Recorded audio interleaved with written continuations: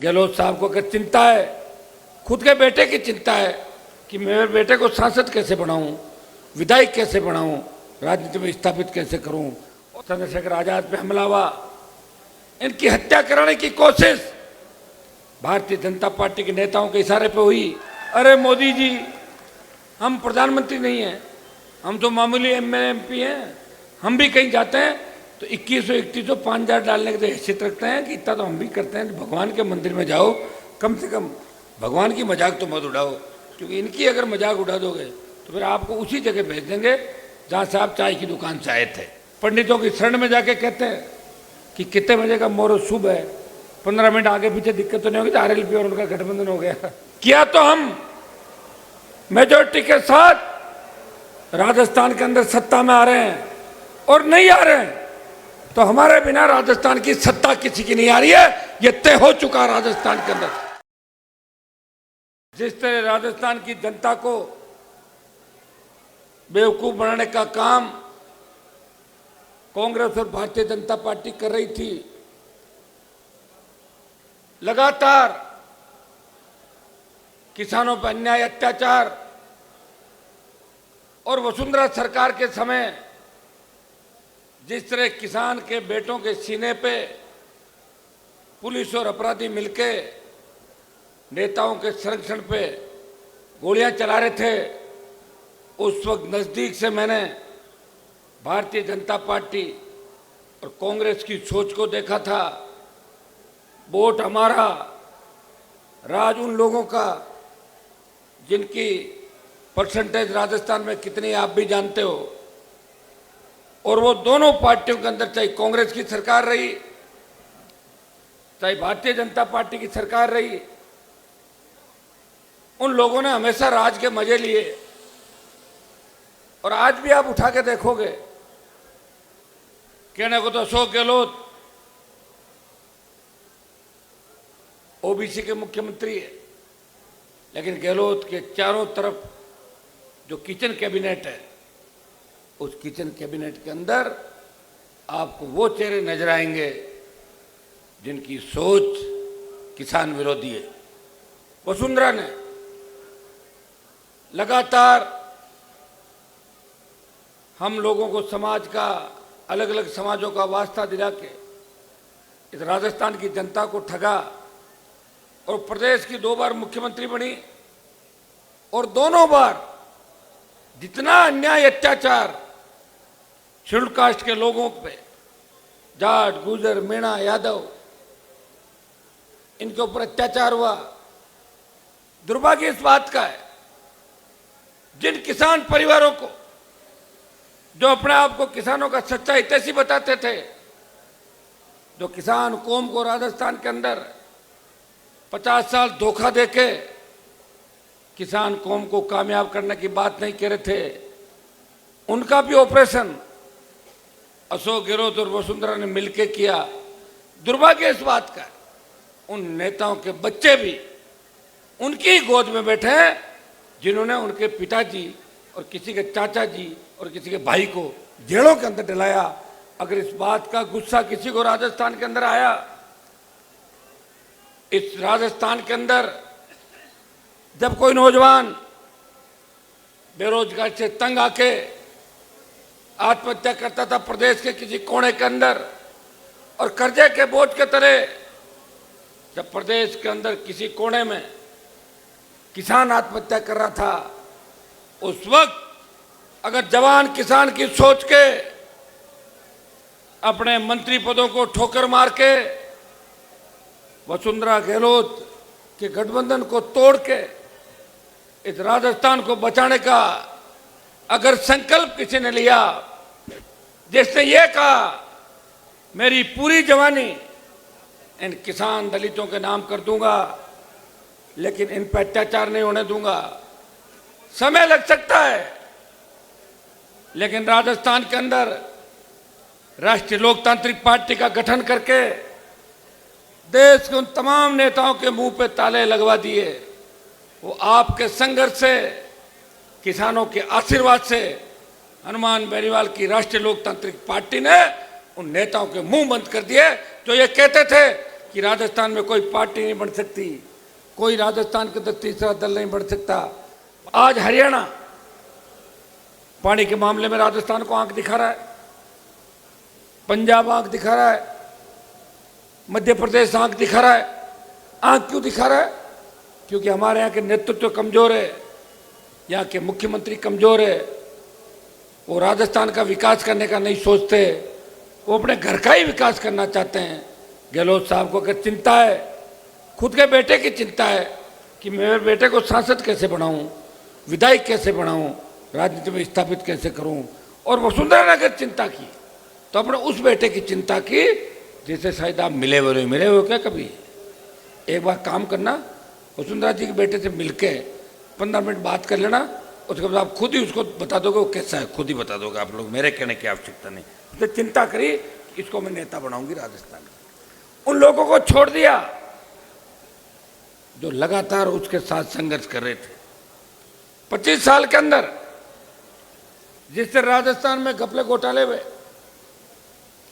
गहलोत ने माथुर आयोग बनाया, वसुंधरा के पीए को पकड़ा कमठान कालीन चोरी के केस के अंदर और उसको छोड़ दिया वापस, मुकदमे में एफआईआर लग गई।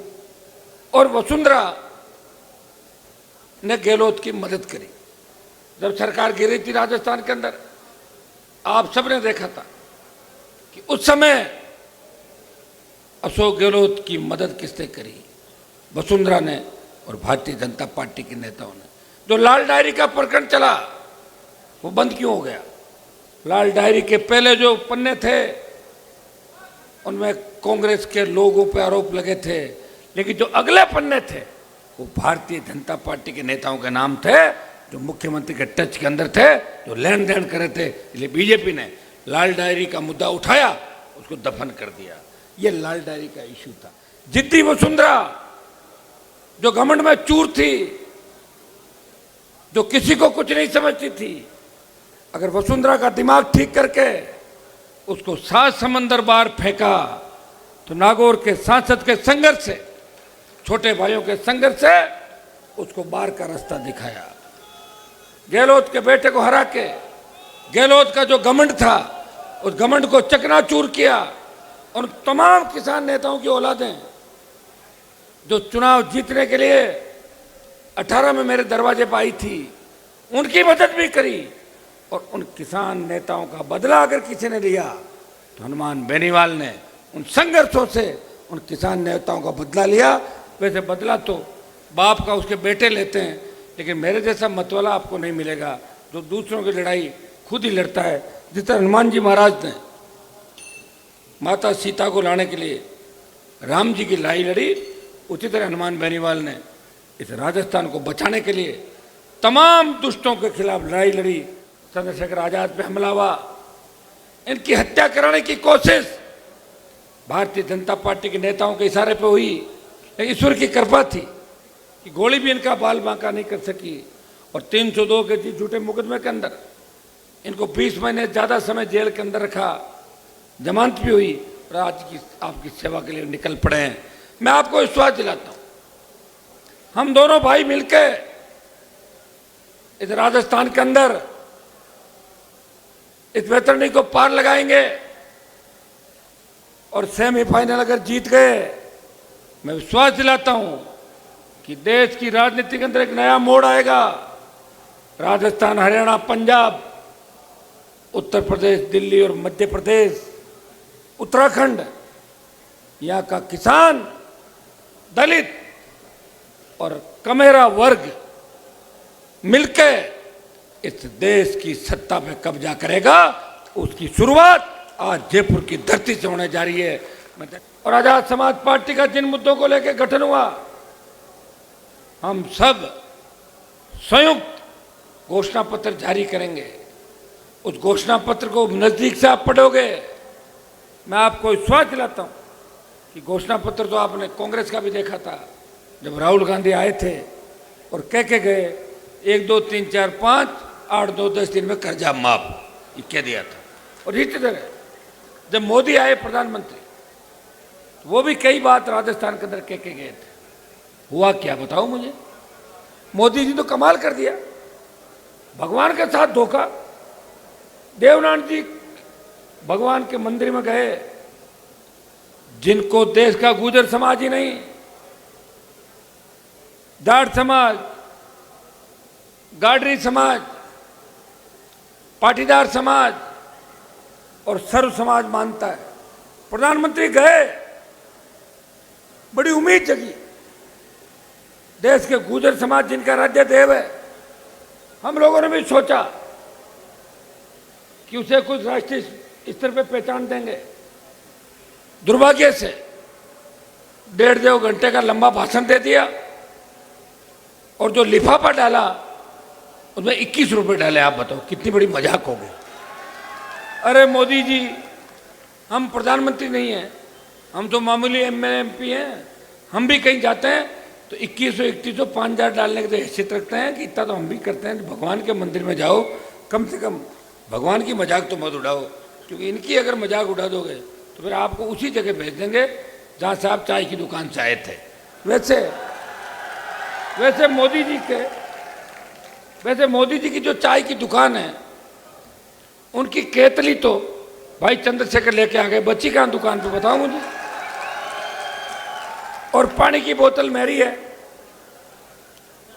तुम्हें आवश्यकता हो शुद्ध पेयजल और ठंड आ गई, सर्दी है तो चाय की आवश्यकता पड़ेगी, गर्मा गर्म चाय के लिए केतली भी आ गई तुम्हारे चुनाव के अंदर। तो केतली और बोतल ये मिलके इस राजस्थान को नई दिशा देगी। मैं आपको इतना ही कहना चाहूंगा, गठबंधन के बाद कांग्रेस और भारतीय जनता पार्टी के नेताओं की तबीयत खराब होना शुरू हो गई। कोई तो सीट बदलना चाहता है, कोई फार्म भरने की तारीख पूछने के लिए पंडितों की शरण में जाके कहते हैं कि कितने बजे का मुहूर्त शुभ है, 15 मिनट आगे पीछे दिक्कत तो नहीं होगी, तो आरएलपी और उनका गठबंधन हो गया।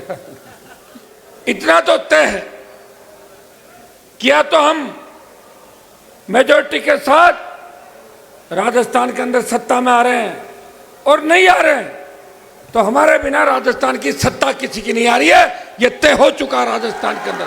ले उठो, अपनी ताकत को पहचानो। राष्ट्रीय लोकतांत्रिक पार्टी ने 1 महीना अभियान चलाया, सदस्यता से सत्ता की ओर। उसे 1 महीने के अंदर 15 से 25 लाख सदस्य बढ़ा के पूरे देश के अंदर हर उस पार्टी का रिकॉर्ड तोड़ा जो बड़ी पार्टियां होते भी अपने 1 महीने के अंदर इतने सदस्य नहीं बना सकते। मैं इस टीम का पूरी का धन्यवाद दूंगा कि पूरी टीम लगी, जी जान से इन्होंने मेहनत की।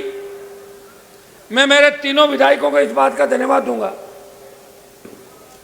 कि जब अमित शाह, मोदी और गहलोत विधायकों को तोड़ रहे थे, जब विधायकों की खरीद फरोख्त हो रही थी, ये आरएलपी के तीनों विधायक थे जो किसी बाड़े में नहीं गए, वो मेरे साथ थे, अपने घरों पे थे और आपके मान और सम्मान की लड़ाई लड़ रहे थे। और वो संदेश दे रहे थे कि राजस्थान के अंदर भी ऐसे लोग हैं जो बिकाऊ नहीं है, जो टिकाऊ है। ये संदेश अगर दिया तो राष्ट्रीय लोकतांत्रिक पार्टी के तीनों विधायकों ने अपने भाई हनुमान बेनीवाल का साथ देके ये संदेश दिया। और उसी का परिणाम था कि बसपा के 6 विधायक जब कांग्रेस पार्टी के अंदर चले गए, तब राजस्थान की विधानसभा में अगर तीसरी ताकत के रूप में किसी दल की गिनती होती है तो राष्ट्रीय लोकतांत्रिक पार्टी, जिसके 3 विधायक 1 सांसद है, वो सबसे बड़ा दल है राजस्थान का। और पहले दल की अगर गिनती होती है और ये सवाल पूछा जाता है कि राजस्थान में 1952 से लेकर 2023 के बीच कौन सी क्षेत्रीय पार्टी जो राजस्थान के जवान किसानों ने बनाई, जिसको मान्यता मिली और उसका चिन्ह 10 साल के सुख से उसका नाम बताओ, तो एक ही नाम आएगा, राष्ट्रीय लोकतांत्रिक पार्टी।